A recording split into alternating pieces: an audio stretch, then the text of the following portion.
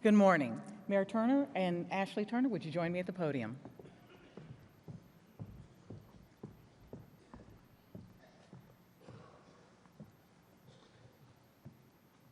I state your name. I, Sylvester Turner, Do solemnly swear do solemnly swear that I will faithfully execute that I will faithfully the execute duties of the office the duties of the office of Mayor of the City of Houston of Mayor of the City of Houston of the State of Texas of the State of Texas and will, to the best of my ability, and will, to the best of my ability, preserve, protect, and defend preserve, protect, and defend the Constitution and laws of the United States the Constitution and laws of the United States and of this state, and of this state, so help me God. so help me God. Congratulations. Thank you. I think this is our last one. That's it.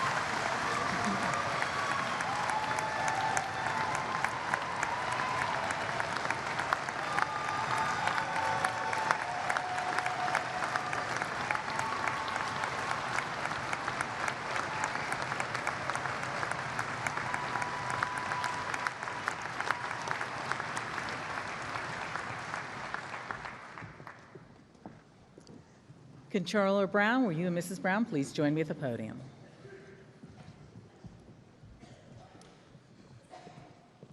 Closer.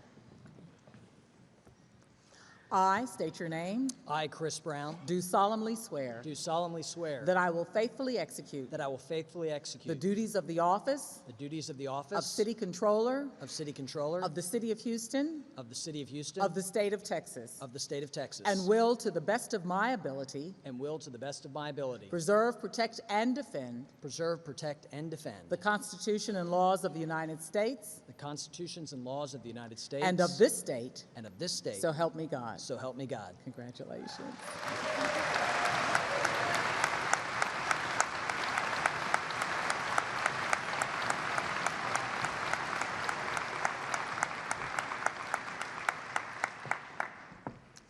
Mayor Turner, will you please come to the podium now to administer the oath of office to the members of City Council?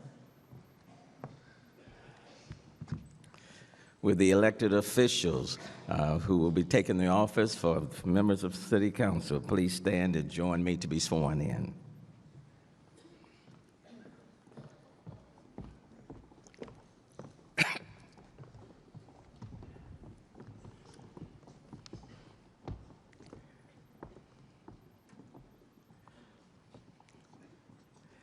Will you raise your right hand and repeat after me? I, and state your name, I, Amy Peck. Jerry Davis. I, Abby Jordana Kamen. Carolyn Evans Shabazz. I, David Martin. I, Tiffany D. Thomas. I, Greg Travis. I, Carlos Cisneros. I, Robert Gallegos. I, Edward Pollard. I, Martha Castex Tatum. I, Mike Knox. I, Michael Kumar. I, Letitia Plummer.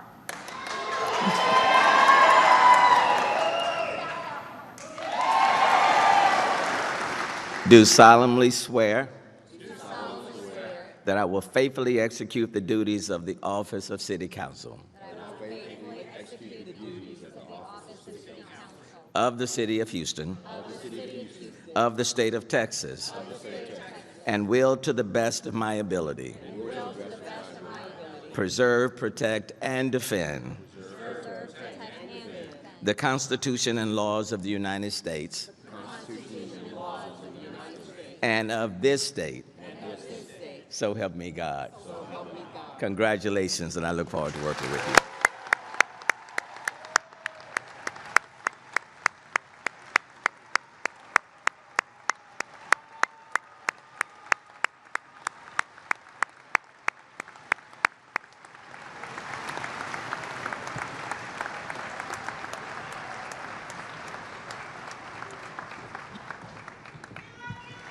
Thank you. To former Mayor Anise Parker and to Elise Lanier, to my own pastor, Dr. Ralph D. West, and the other pastors and ministers who are present, to all of the dignitaries that are before us, the Comptroller, Chris Brown, to the members of City Council that I'll have the privilege of working with over the next 4 years, and to all of you who are here this morning, let me just say good morning to each and every one of you. 4 years ago, the focus was on shared sacrifice. The city was facing some serious financial challenges, requiring all of us to make tough decisions and institute major pension reforms, and we did. 4 years ago, the unfunded pension liability was $8 billion. Today, it's a little more than $4 billion. We have balanced four city budgets under the revenue cap, but not without sacrifices and unmet needs. In the solid waste department, our employees were driving trucks that were purchased in 2006 and were on the roads during Hurricane Ike, the Memorial and Tax Day floods, and Harvey, constantly being repaired. Those trucks eventually said, "We have had enough." Now, come March of this year, we will have replaced 50% of the entire frontline fleet. More people in our city are employed, working with labor and the business community associated with the city. Janitors, security guards, and airport employees with the airlines are making more now than 4 years ago, with my goal of getting them to $15 an hour. 4 years ago, the city's Hire Houston Youth Summer Jobs Program was made available to 450 students. 4 years later, 11,400 students, 16 to 24, were working. The goal this coming summer is 15,000 of our students working with job opportunities for some students during the entire school year. The private sector, spearheaded by the Greater Houston Partnership and the Workforce Commission, were responsible for 11,000 of those jobs, and I want to thank them for partnering with the city.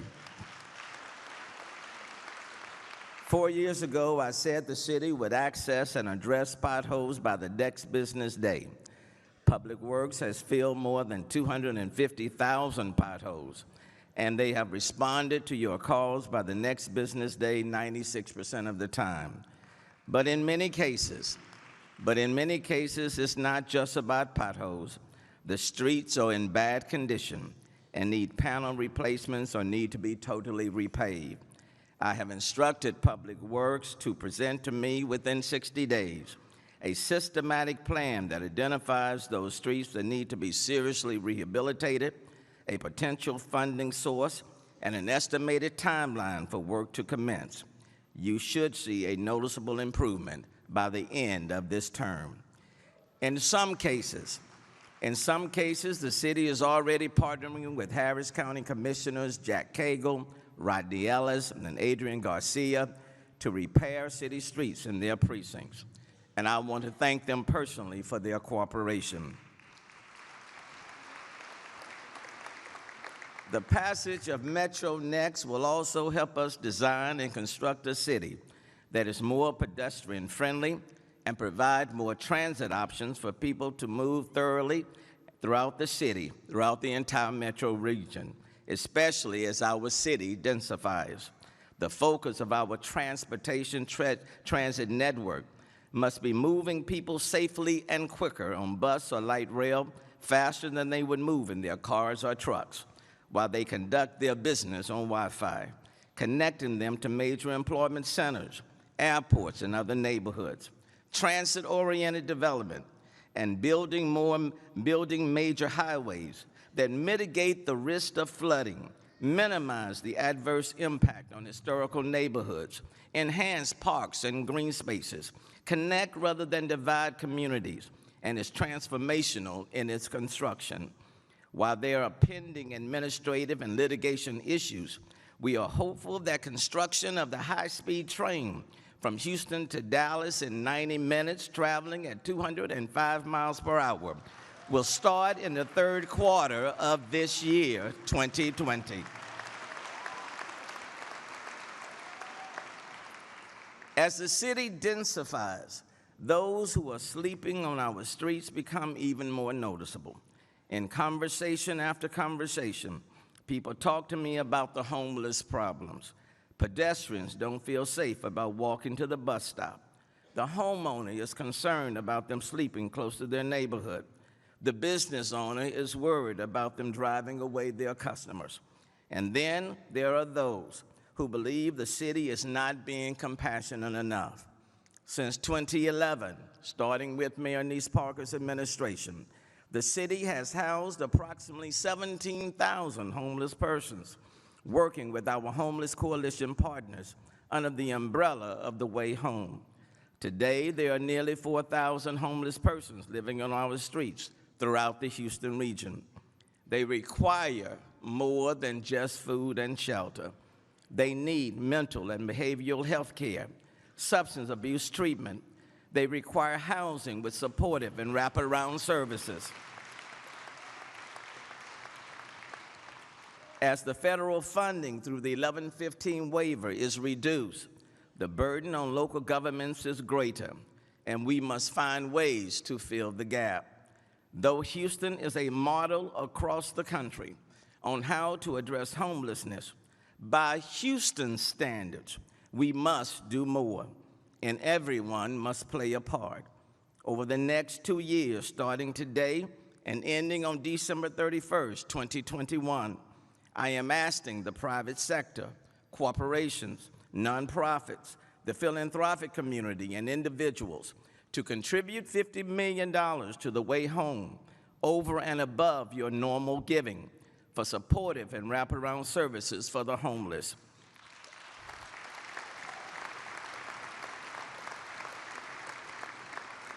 If we do this, you will see a noticeable difference on our streets. And at the same time, it will be the city's goal to reduce the homeless population to 3,500 or less by the end of the year, and under 3,000 by December 2021. The Bible says in the 25th chapter of Matthew, "Then the king will come to those on his right.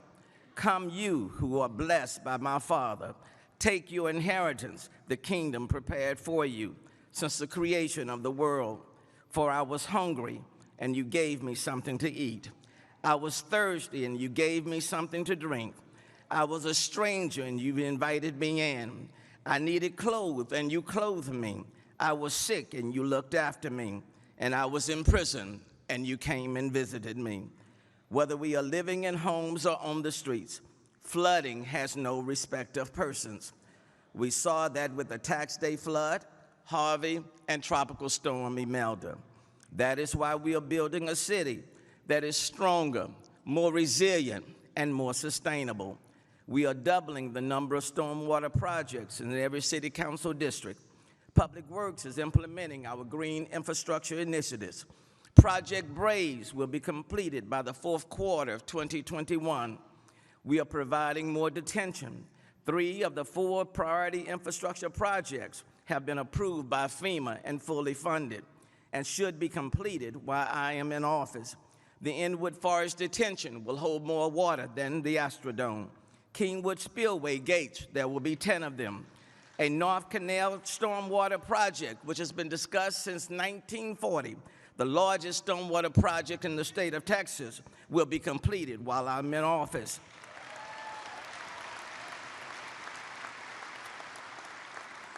We are working closely with the county on the 240 projects funded by the public approved bonds, and we are working closely with the county asking the state GLO to spend proportionately more of the $4.3 billion HUD infrastructure dollars in the geographical areas impacted by Harvey.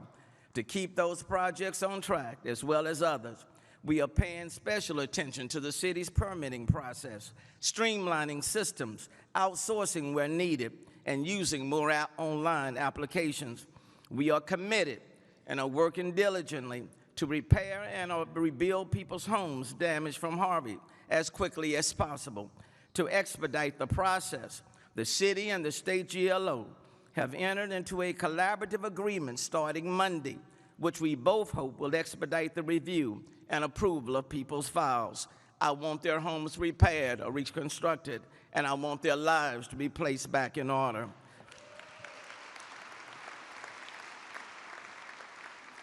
Harvey shined even more light on communities and neighborhoods which were already underfunded and under-resourced for decades. Many of the residents in these communities were already living on the margins. However, Harvey pushed them down even further. 4 years ago, I said I didn't want to be the mayor of two cities in one, a city of have and have-nots. In the first term, we talked about building complete communities with the goal of making every neighborhood a neighborhood of hope, promise, and inspiration. For a community to thrive, you need housing, quality grocery stores, parks, green spaces that would accent any neighborhood in any part of town, good neighborhood schools, retail, financial and business opportunities, a safe and clean community free of illegal dumping. Ambitious? Yes. Can we transform every community at the same time? No. We started with 5 and now have 10. In Sunnyside, for example, we are taking those 300 contaminated acres from a landfill that have been there for a long time, and we are turning that into the largest urban solar farm in the United States. It will make a difference.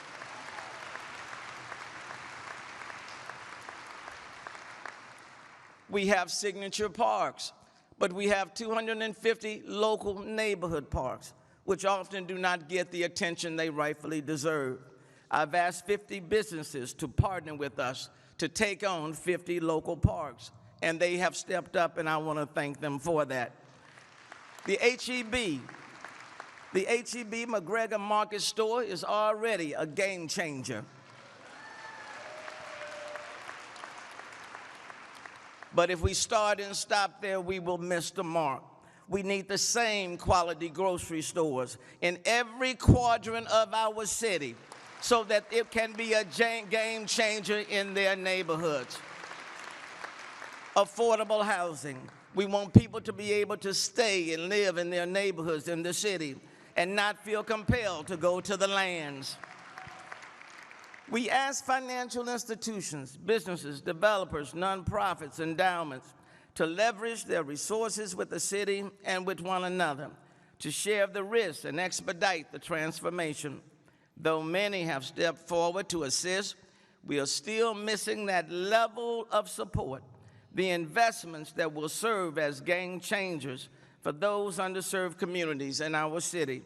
I look forward to personally visiting with CEOs of corporations and banks to seek your participation in the Complete Communities Improvement Fund.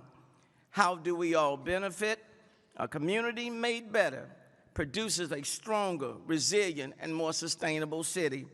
And though we have added 200 police officers over and above the number that existed 4 years ago, and we are committed to adding another 400 over the next 4 years, a community of hope and promise, working with law enforcement, produces a safer city, and a city that inspires, especially for our children.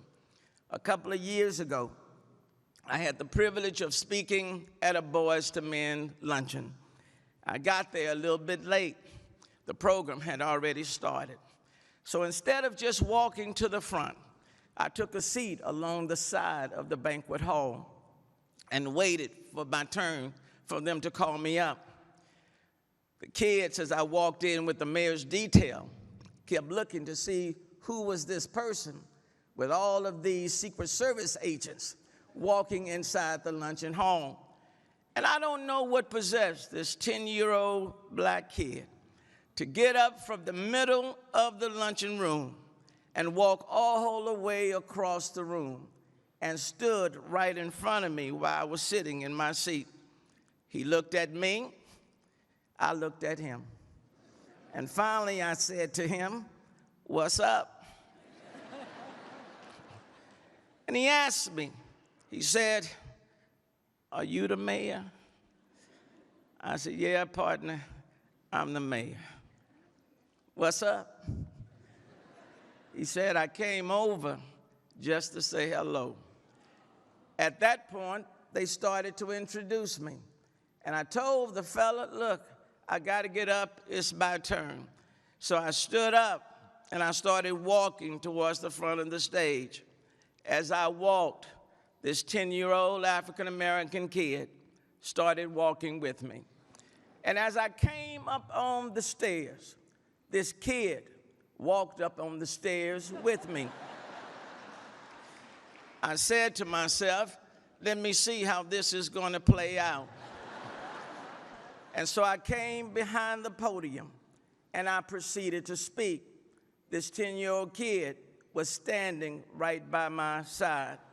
I decided that I wasn't going to reduce or cut my time. And so I spoke to them for almost 20 full minutes. This 10-year-old kid never left my side. At the end of my presentation, I said to those in the audience, please join with me in thanking my friend who stood by my side and gave me what I needed in order to make this presentation.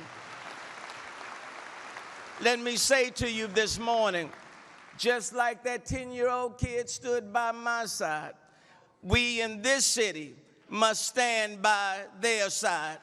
It doesn't matter the ethnicity of this kid. It doesn't matter the language of this kid.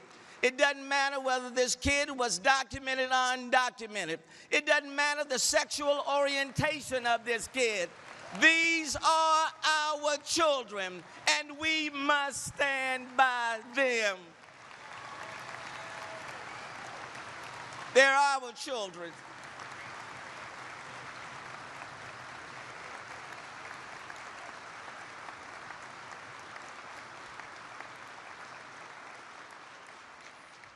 And the reality is, but for the grace of God, I would not be standing before you today. Over the last couple of years, we have been working together to transform Houston into Silicon Bayou.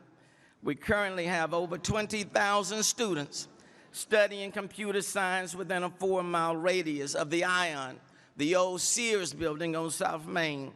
We will create and attract high-paying tech jobs so that those 20,000 students can stay and work right here in their own communities in Houston.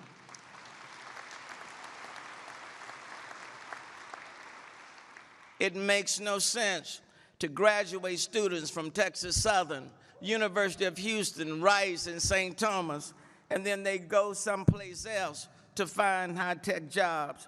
In early 2018, Rice committed $100 million to build out the innovation hub for Houston, worthy of the 4th largest city in the United States.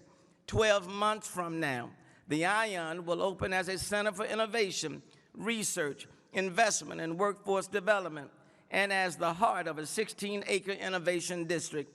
In 2019, Microsoft committed several million dollars to the development of smart cities technology for the city of Houston, and through its support of the Ion Smart Cities Accelerator, this program will be launching 15 pilots with the city, leveraging technology for everything from waste management, wastewater management, to traffic mitigations to student safety.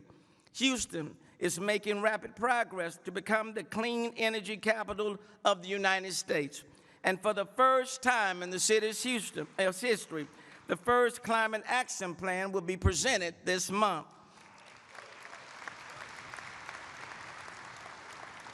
In 2020, the Texas Medical Center plans to break ground on its forthcoming 37 acres TMC3 research campus, ushering in a dynamic new era of collaborative healthcare research and leading the way for the region to continue to earn the moniker of the third coast for life sciences. TMC3 will break ground in April and will be the largest life sciences development project in the world.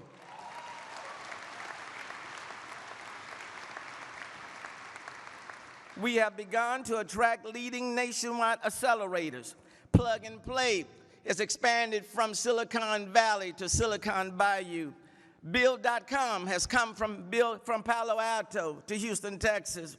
Generator has come from Wisconsin to Houston. Mass Challenge has come from Boston to Houston. IUPAD and Capital Factory and others have also expanded to Houston. 50 years ago, from Houston, we landed a man on the moon. 4 years from now, from Houston, a woman shall take that walk. Last year,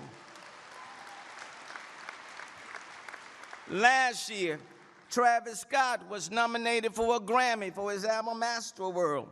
It is my hope in Houston we can make Astroworld 2, another major amusement park, come alive. 4 years is not a long time, but I firmly believe that if we work together in the next 4 years, we can set the stage for this decade.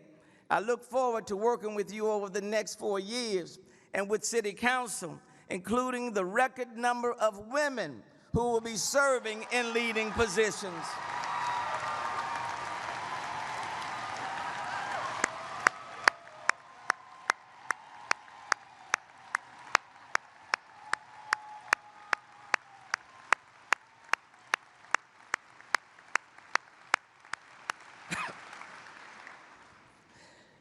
When my parents moved to Houston in 1954, they never imagined that their son, some 62 years later, would be sworn in as the 62nd mayor of the 4th largest city in the United States.